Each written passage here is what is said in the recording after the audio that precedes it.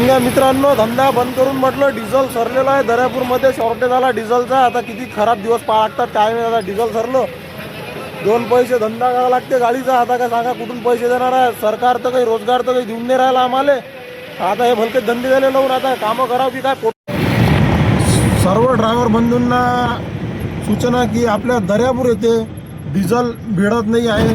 तरी जेणेकरून सर्वांनी आपल्या गाड्या व्यवस्थित आणि जसं की कुठं गेले तुम्ही तर डिझेलचा शॉर्टेज झालेला आहे.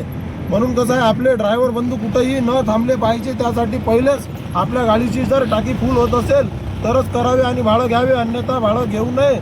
आणि कोणीही रिस्क घ्यायची नाही, कारण की डिझेल हे कुठंच भेटत आहे नाही.